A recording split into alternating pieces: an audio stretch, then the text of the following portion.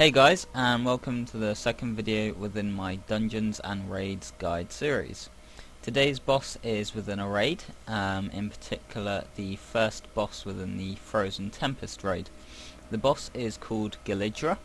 I will be doing the same as the last video within the series, which is explaining all of the mechanics from a DPS perspective, and then I will show you a clip of how the boss is done. So as a DPS'er, you have to concentrate on quite a few things. Firstly, you should have a raid leader with a mark above their head. Now as a DPS'er, make sure that you always stay on top of that guy, because he should know what he's doing and where he's standing. This is shown in the clip later on that I will be providing. Basically we have a guy with a death mark above his head, and we all or most of us, try and stay on top of him. Secondly, any white AoEs that you see, get away from them, because if you don't, you'll most likely die as they deal tons of damage. Similar to pretty much every boss in the game, never ever stand in front of the boss, as you'll die from the cleave, as it deals 60k damage, which is probably, a fair amount of your health. Now after a set amount of time, which I believe is 1 minute, another phase will occur within this boss. Basically, she will fly up into the air and take 90% less damage. Also, 3 big adds will be spawned, which includes 2 flying bird things and a swirling vortex. There will also be quite a few smaller ground mobs, but these should be ignored for now. So the big mobs, your raid leader should target one of the birds as the number 1, and you as a DPS'er should kill this bird ASAP. The next bird will then be marked when the number 1 has been killed, and do the same thing again, DPS that down, and then once again repeat this on the vortex. Once the vortex has been killed, the main boss will drop back down, and her buff of 90% less damage will be taken away, and you can start DPSing it again. Take note that the smaller birds should be taken next to the boss by the tank, so if you have any useful AoEs, once you've killed the 3 big mobs, whether you're a mage or a rogue or whatever, try to use your AoEs just to burn down the smaller ones and take a bit less damage off of the tanks and make the healer's job a bit easier.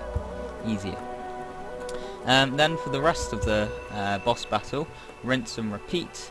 Depending on your raid's DPS, the second stage it will happen a few times. Overall this boss is pretty easy.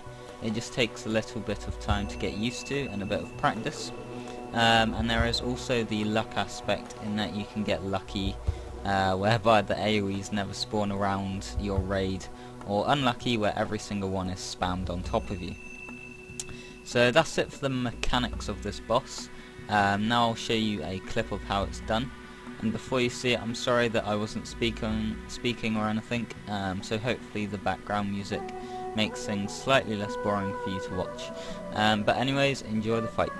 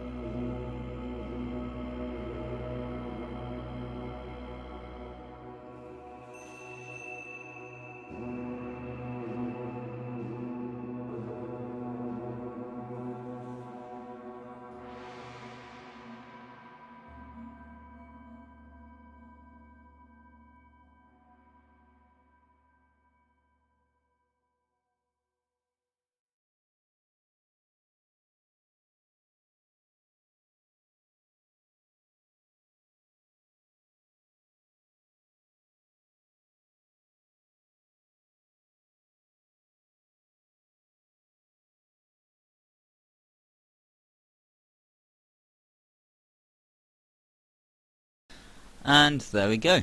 Maybe a bit messy at times, but hey, we got the kill and that's all that matters. Anyways, hopefully this has helped some of you to understand this boss in more depth than what you may have previously known. If this video has helped you, or you enjoyed the video, or both, please leave a like below and subscribe if you wish to see more. Also, please leave any constructive criticism below on how I can improve my videos. And as always, thanks for watching and have a nice day.